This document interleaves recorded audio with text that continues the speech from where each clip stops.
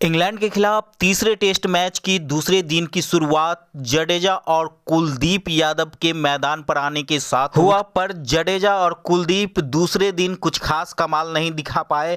जडेजा जहां शतक लगाकर मैदान पर पहुंचे हुए थे तो उसके बाद भी कुछ जडेजा का कमाल नहीं दिख पाया। जडेजा सिर्फ 112 रन बनाकर पवेलियन लौट गए, तो वहीं कुलदीप यादव सिर्फ 4 रन बनाकर पवेलियन लौट गए।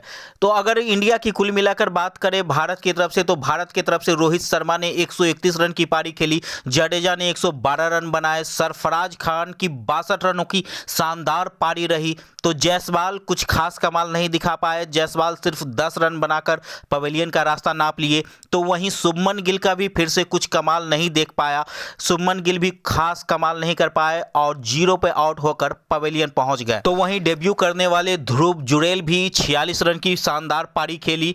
हालांकि रविचंद्र अश्विन ने 37 और बुमराह ने 26 रनों की पारी खेली। कुल मिलाकर भारत ने 445 रन बनाए, जिसके जवाब में इंग्लैंड की टीम अभी तक 207 रन पर 2 विकेट हो चुकी है। इंग्लैंड की टीम अभी तक 207 रन बना चुके हैं, जो कि इंग्लैंड की तरफ से भी कमाल की पारी खेली गई। एक शतकीय पारी भी आई है इंग्लैंड की तरफ से। और अगर हम बात करें रविचंद्र अश्विन की, तो रविचंद्र अश्विन ने 1 विकेट निकाले और 1 विकेट निकालते ही रविचंद्र अश्विन टेस्ट विकेट में 500 विकेट लेने वाले गेंदबाज बन गए हैं रविचंद्र अश्विन। अगर इंग्लैंड की पारी की बात करूं तो इंग्लैंड का स्कोर 2 विकेट के नुकसान पर 207 रन है। इंग्लैंड अब तक भारत के पहली पारी में 238 रन ही पीछे हैं। डेकेट 133 रन बनाकर नाबाद पवेलियन वापस लौट गए हैं। डेकेट ने इंग्लैंड की मैच में पकड़ मजबूत कर दी है। डेकेट के शतक ने अश्विन के 500 विकेट की चमक को भी फीकी कर दी है भाई, क्योंकि डेकेट के शतक के बदौलत 133 रन बनाए हैं। डेकेट ने 133 रन के बदौलत अभी तक इंग्लैंड मैच में बनी हुई है और अब ये मैच बुमराह के हाथों में है। अब मैं बुमराह की बात इसीलिए कर रहा हूं क्योंकि बुमराह ही अब इस मैच को रोक सकते हैं। हम सभी जानते हैं कि जब कोई नहीं चल पाता है वहां चलता है हमारा बुमराह का जादू।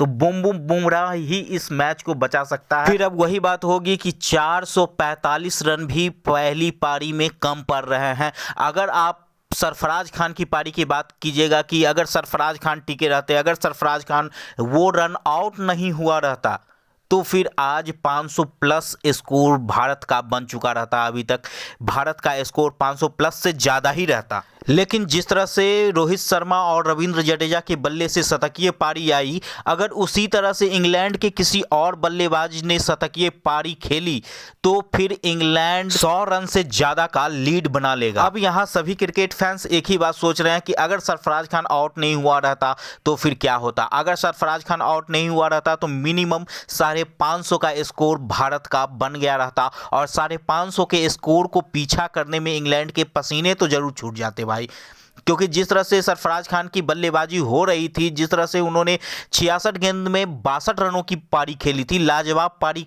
खेल रहे थे सरफराज खान।